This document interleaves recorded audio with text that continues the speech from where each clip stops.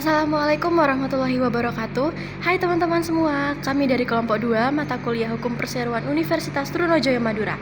Di video kali ini kita bakal bahas bareng tentang prosedur pendirian perseroan terbatas. Selamat menyaksikan.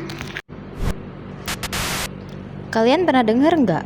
Ada calon pengusaha yang gagal mendirikan PT karena salah langkah. Ada yang nama perusahaannya ditolak, ada yang pendiriannya belum disahkan, dan bahkan izin usahanya nggak keluar.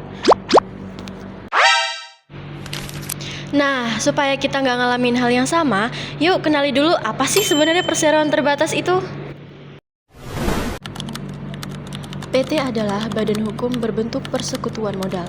Artinya, perusahaan ini didirikan berdasarkan perjanjian, dan modalnya terbagi dalam saham.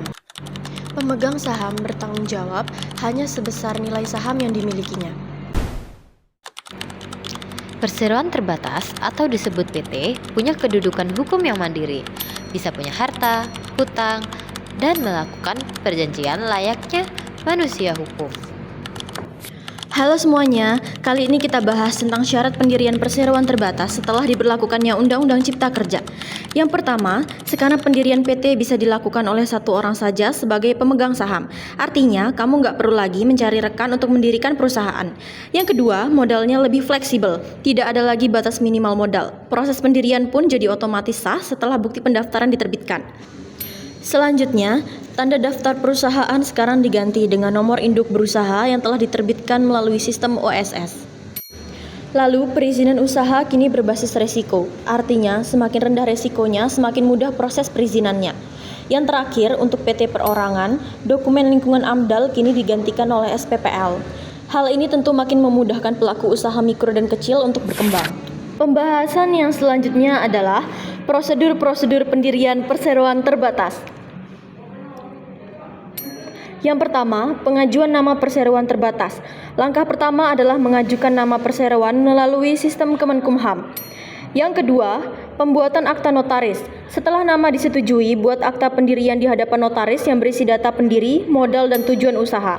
Yang ketiga, mengurus SKDP. Selanjutnya, urus SKDP di kantor kelurahan atau kecamatan sesuai lokasi usahamu. Yang keempat, mendaftarkan NPWP di kantor pajak. Langkah ini penting agar perusahaanmu memiliki identitas resmi dalam administrasi perpajakan. Yang kelima, pengesahan dari Kemenkumham. Setelah semua dokumen lengkap, Kemenkumham akan mengesahkan badan hukum PT-mu sehingga memiliki kekuatan hukum yang tetap. Yang keenam, mengurus SIUP dan NIB lewat OSS.